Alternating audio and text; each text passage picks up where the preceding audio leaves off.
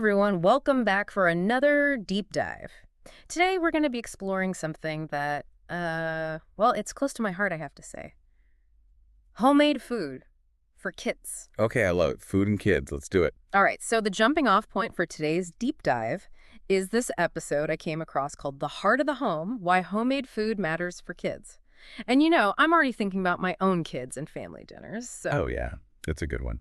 I'm excited to dig into this. Now, I think this is relevant to a lot of our listeners, right? You could Yeah. be parents yourselves, maybe aunts and uncles, grandparents, or really anyone who just wants to see kids thrive, right? Absolutely. So the episode starts off strong by highlighting all those nutritional pluses that come with home cooking.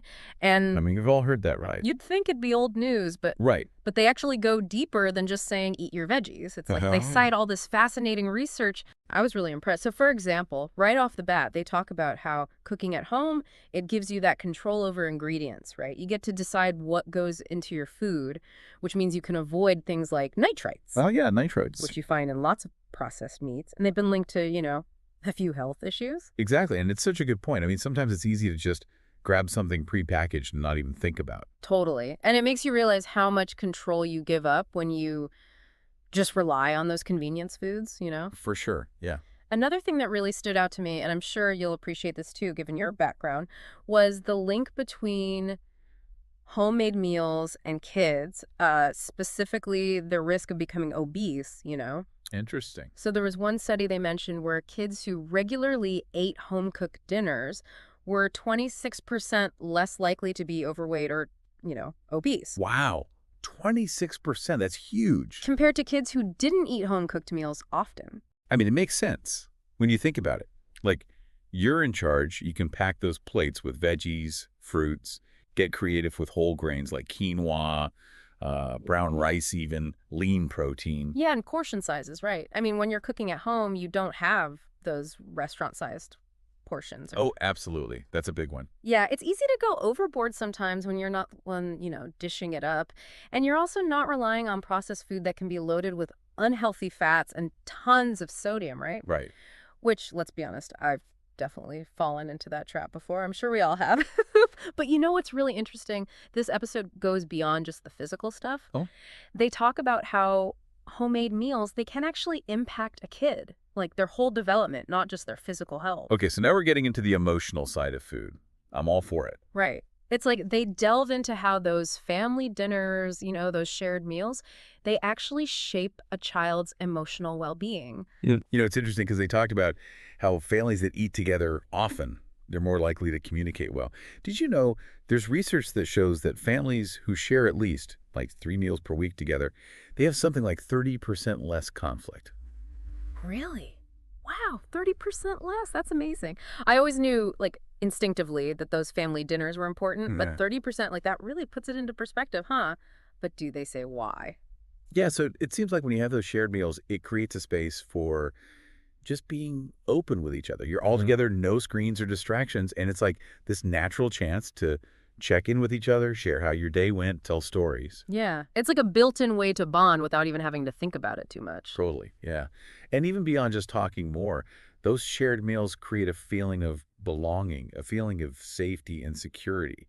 Think about it, like just the act of making a meal for your family, it's like this really tangible way of showing you care.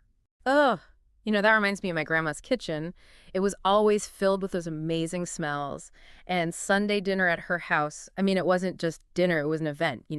Everyone was there, laughing, telling stories. It really had this warmth and connection that went beyond the food itself, you Yeah. know? That's a perfect example of how food can be so much more. It can make memories, build those family bonds. It becomes part of who we are, right? Definitely. It makes you think all those good associations with food, especially homemade food, it probably shapes how kids see food and eating.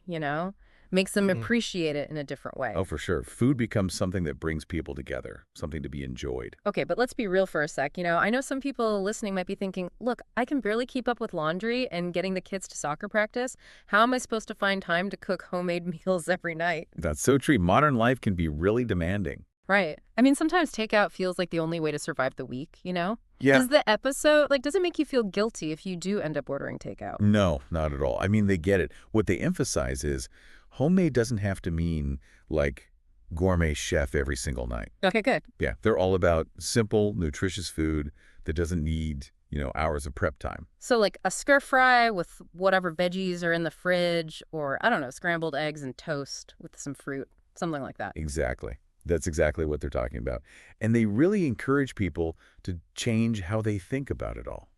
They say it's about making progress, not about being perfect. And so instead of aiming for like 7 fancy homemade meals a week, maybe we try for like 2 or 3 simple ones and kind of go from there. That's the idea. Yeah. Small changes that you can actually keep up with can make a huge difference in the long run. This is already making me want to like dig out my recipe books and get inspired. But, that's just at the beginning. We've only scratched the surface of all the tips and tricks they share in this episode. We have a lot more to unpack. Oh, I can't wait. Always looking for ways to make things easier in the kitchen.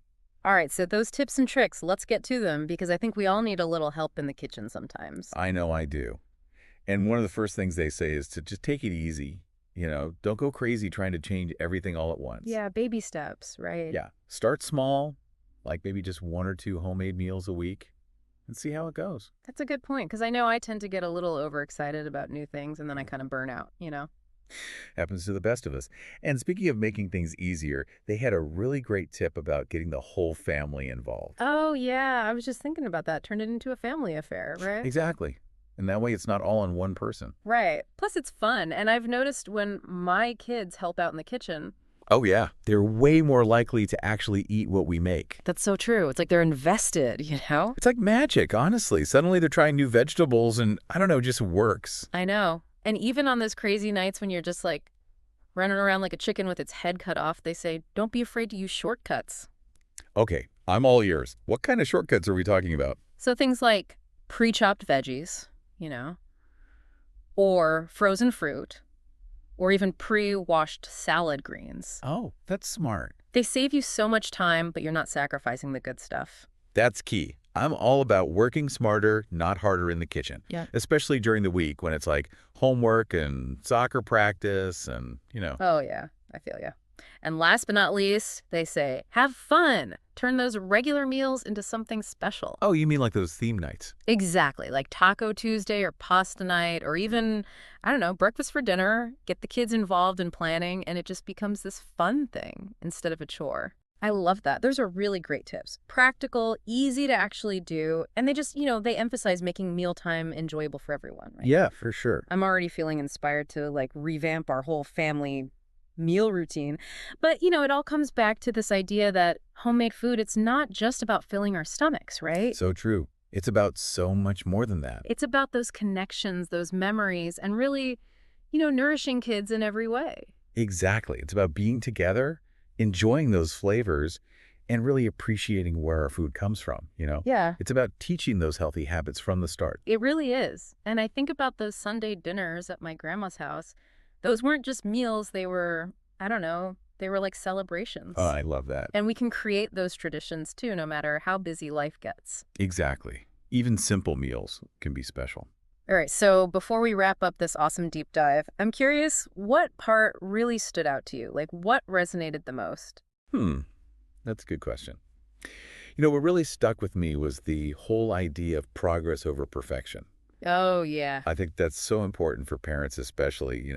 Like, we put so much pressure on ourselves Right. to, like, do everything perfectly. It's so freeing when you let go of that. Yeah, Yeah. and they just remind you, focus on the small changes, that's what matters. Yeah, consistency over, doing everything perfectly all at once. Exactly. It's not about being some, like, culinary superhero. It's just about showing up and, doing your best. And sometimes that means a rotisserie chicken and a bag of salad, right? Exactly. Meet yourself where you are, and take those small steps. I love that. It makes this whole idea of homemade meals feel a lot less intimidating. It's all about finding what works for you and your family and enjoying the process. Speaking of enjoying the process, this episode really got me thinking about something, and I'd love to explore it with you as we kind of wrap things up here. So they talked a lot about those family meals and, those moments where everyone's together at the table. Yeah. But it got me thinking, with everything going on these days and everyone always on their phones and stuff, Well, total. how can we actually make those meal times, more meaningful? Like, how can we make that happen starting like today? What do you think? That's such a great question. And you're right. It's like we're constantly bombarded with distractions these days, you know? Mhm. I think honestly it starts with just being aware, like Mhm. recognizing that those meal times, they're not just about, filling up. Oh, They're yeah, yeah, about yeah. connecting with each other, feeling like you belong, all that. So it's about more than just the food on the plate. Exactly. Like, imagine you're at the dinner table. Everyone feels comfortable enough to talk about their day, what they're thinking about, Mm. maybe even their dreams. And there's no phones buzzing, no TV blaring in the background. I mean, that's where the magic happens, you know? Yeah, it makes you realize how easily those distractions can just like creep in Oh, yeah. and take over. And before you know it, you're scrolling through your phone while your kids are trying to tell you about their day. Oh, all the time. I've Mm. definitely been there.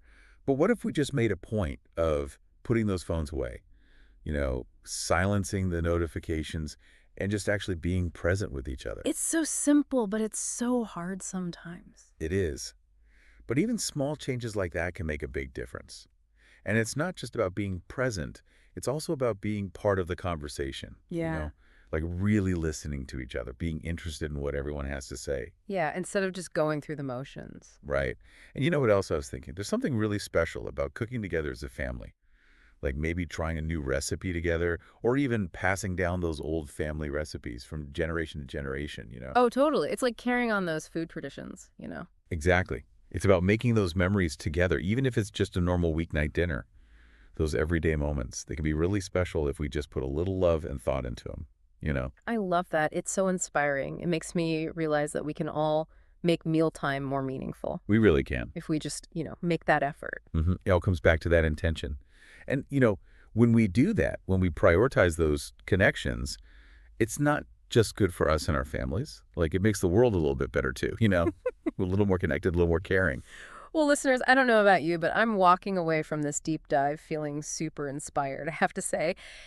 It's amazing how much power homemade food has, not just for our bodies, but for our minds and hearts too. It really is. Uh, And we've talked about the challenges and how it doesn't have to be complicated or overwhelming to create those special moments. Right. It's about starting small, making those little changes, and just showing up with that love and intention, like you said.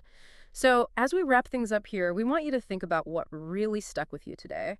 What are some things you can do, even starting tonight, to make those meal times more meaningful for you and your family? Don't worry about being perfect. Just focus on making progress. Every step you take towards those more nourishing and connected meal times, that's a win. So true. Thank you so much for joining us on this incredible deep dive. We hope you're feeling inspired to create some amazing mealtime experiences of your own. And until next time, keep diving deep, keep exploring, and keep those conversations flowing around your table.